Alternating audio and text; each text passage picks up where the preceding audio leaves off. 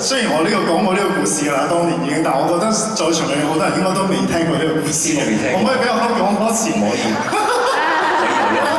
當初我記得我一入行嘅第一首歌，其實唔係你哋記得嘅1號種子，好似係林家謙老師嘅一首歌，係當初佢加我，所以都可以話係第一次我入錄音室嘅時候就係。即係啲童年陰影啊！唔係，其實都幾啊，因為嗰時候係咁俾你捉啲咬字，跟住我就覺得，原來錄音咁辛苦，就差啲抹殺咗你嘅之後嘅星途啦，就放棄唱歌。係啦，所以真係好有緣分。跟住我都想講個故事俾大家聽嘅，就係前一排林家謙老師，唔可以叫老師，唔好咁老喎，老咩師啊？咁我有同學得唔得？林家謙同學，佢開演唱會嘅時候，跟住有一個小故事想同大家分享，就係我有一位朋友，佢好中意林家謙同學嘅，咁所以咧，佢就佢係喺新加坡嘅，咁佢特登想飛翻嚟香港睇佢嘅演唱會，但係因為有一啲事佢嚟唔到，跟住我嗰位朋友佢都係咯有少少情緒嘅問題啦咁樣，所以都真係好拜託我。同林家謙老師同我講聲話，可唔可以俾啲加油嘅鼓勵説話佢？咁所以我嗰日就即刻 WhatsApp 咗林家謙同學啦，咁我就擺託佢呢件事啦。跟住佢真係即刻覆我不特止，仲喺佢嘅演唱會入邊講翻呢件事，所以都真係幫咗我嗰位朋友好多，所以當我朋友多謝你。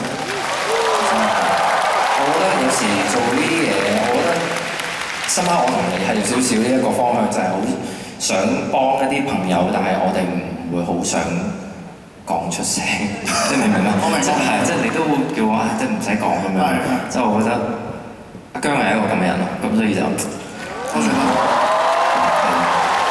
嗰位朋友都佢話：你講啦，你可以講，所以叫我。係啊，我多謝你。翻佢唔想講就唔好講。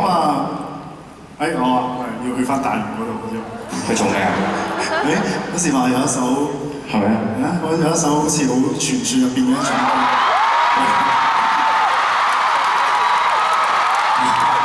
做下先知識，大家都睇住你大喎，先知你呢隻歌。係啦，即係好似傳説入邊，我哋都淨係唱過一次嘅啫。今次計唔計計唔計一次啊？今次將會計第二次啊！計第二次咯。我哋送呢一首傳説入邊嘅一首歌俾大家聽。有一種傳説。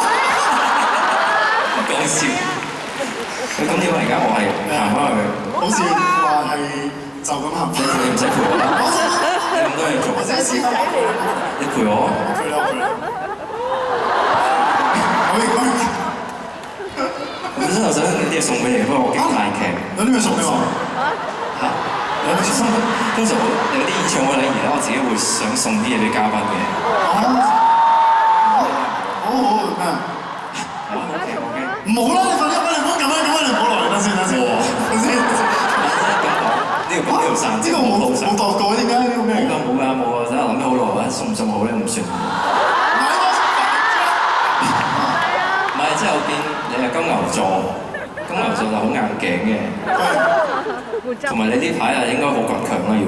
我真係驚你條頸有事，我就諗住我送唔送嗰啲按摩肩頸嗰啲按摩嚟嘅？我心諗都係唔好啦，好似賣廣告咁樣。咁最後有諗過不如現場幫你練一下咯。都真係幾緊。係咪 OK 啊？好嘅，睇下掂喎。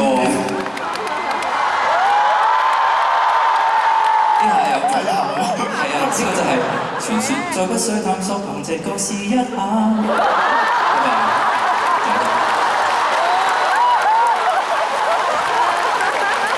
Thank you。拜拜。